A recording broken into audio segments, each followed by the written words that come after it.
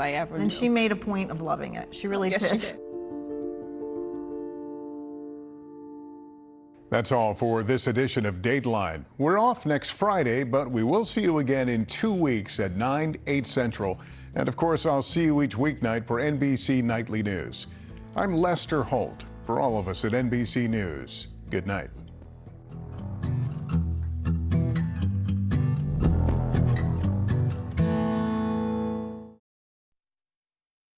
NBC4 News at 11 starts with breaking news. And that breaking news, a dangerous controlled burn about to get underway in Pacoima at the house that exploded yesterday morning. Fire crews will burn the explosive materials at this home, which were deemed too hazardous to move. Let's get up to Eliana Moreno live overhead for us in News Chopper 4.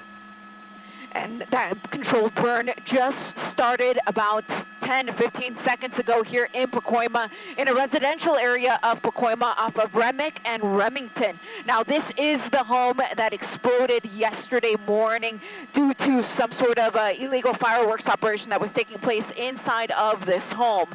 Now, you see the flames. I also saw a few fireworks going off at the start of it all, but this is putting up a lot of smoke here in the Pacoima area that is visible for miles. We're just off the 5 freeway at Terabella. I'll widen out so you can see the freeway there going through the shot. Now, the neighborhood where this is all taking place has been evacuated, so there are no residents in any of these homes, and the homes surrounding the fire area have been protected with some sort of coating, some sort of gel that should, if all things go well, should keep them from catching fire. But wow, look at this incredible flame lanes. I'd put it at least 30 feet in height, not counting the smoke billowing up above. This is an area that you're definitely going to want to avoid. You don't want to breathe this stuff in. Streets in the area are shut down, a lot of small residential streets, but 2 major streets as well. Both Terabella and Laurel Canyon shut down for this operation. The 5 freeway remains open. Carolyn?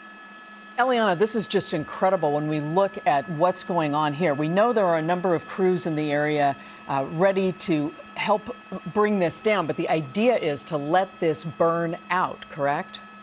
Correct. Yeah, they're calling this a controlled burn, and I don't see any ladder trucks surrounding this fire, so it's not a situation. Wow, look at that, Carolyn. This is impressive. Yeah. This isn't a situation where they're trying to put water on it, because one of the things we had heard earlier was this wasn't really the type of fire that you could fight with water. So for that reason was why they had to evacuate everyone from the area and just set everything in place. We've been overhead for over 2 hours just watching them get these preparations underway. So this has been very methodical, very careful to make sure that the fire is contained to the property that caught fire yesterday morning, leaving 1 man in critical condition and with burns to over 56% of his body. So they definitely don't want anybody else to get hurt as a result of this, and that is why they have this controlled burn operation taking place here tonight in Pacoima. Lost my contact with you for just a moment, Eliana, and I don't know if you mentioned that everyone had deemed that it was just going to be too unsafe to try to move these explosives, and so that's why this approach is being taken, and we're certainly seeing some big flare-ups and blasts going off here right now. We know that neighbors in the area have evacuated 60 homes in total, and certainly the ones nearest to this operation must be very concerned about their homes. Yeah, absolutely. Originally, the evacuation area was contained to about 26 homes, and then after it was determined that they were going to have to detonate this on site, that number of evacuees grew, and there is an evacuation center nearby for all of these residents. And this is a working class neighborhood here in Pacoima. People need to get back into their homes. They haven't been able to get access to any of their property for over 24 hours. Again, this all occurred at about 9 a.m. yesterday morning.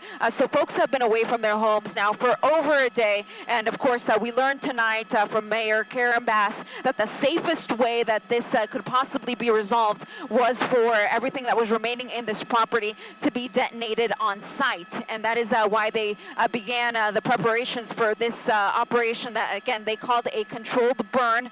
We normally hear that with brush fires, so it's not really a term that I had heard before with structure fire, but it is the way that they were phrasing this.